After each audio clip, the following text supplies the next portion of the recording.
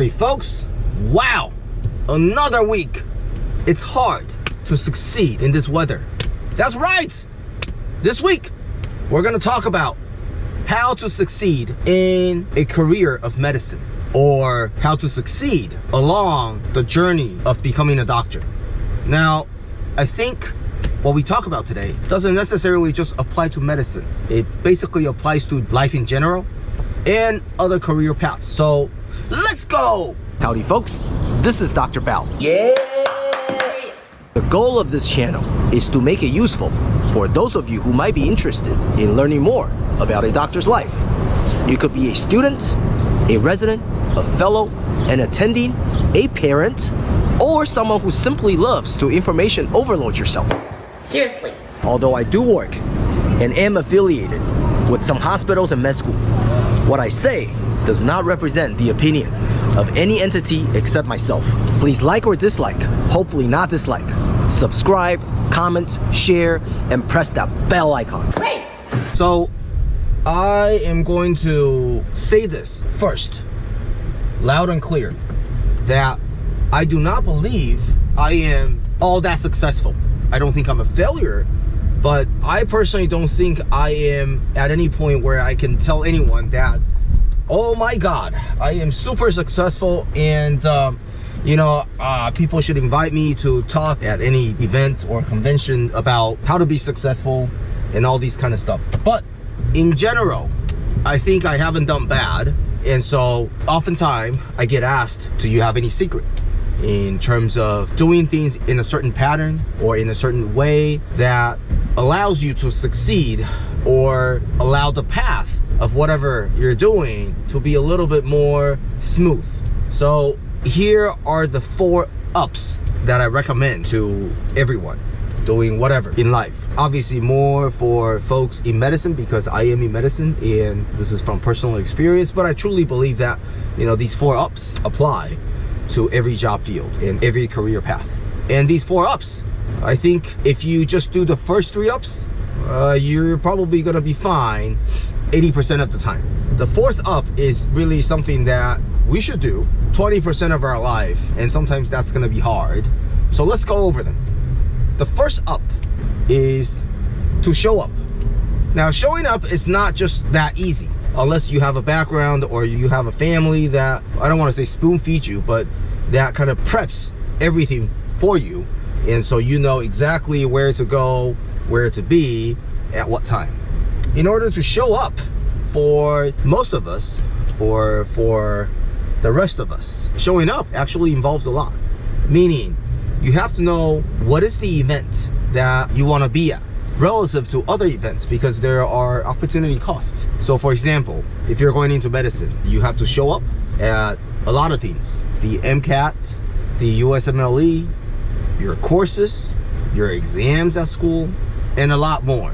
Showing up is not just simply showing up, but it's a demonstration of your dedication, that you are determined to do something consistently and persistently, that you know this is what you want to do, and you show people that this is what you want to do, so that people take you seriously. When you say, I want to be a doctor, you show up to every event, everything that is pertinent to becoming a doctor or a licensed physician. So that's number 1.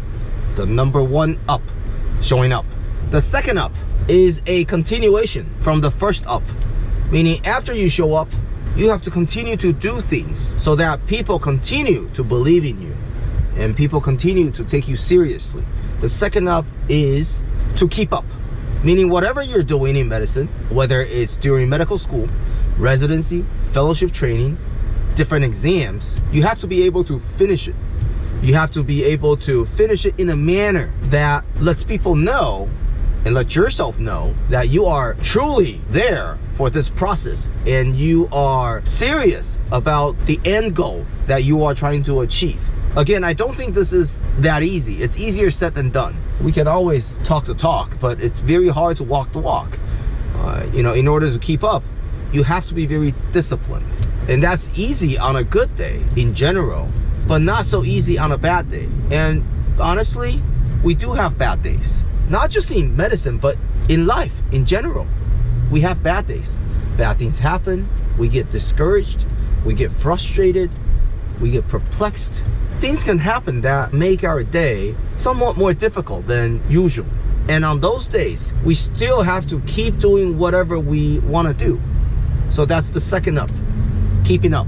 The third up is shut up. And what I mean by that is, in addition to showing up and keeping up, you finish the process without too much whining, without too much complaining, without too much random talk. You stay focused and you stay concentrated so that people and you don't feel like you're distracted, that you're not productive, that instead of doing your job, you just keep complaining and you just do other stuff. That's the third up, shutting up, which is the favorite up that Mushi likes to tell me. And sometimes I think she has a point, because most of us doctors, sometimes we really talk too much.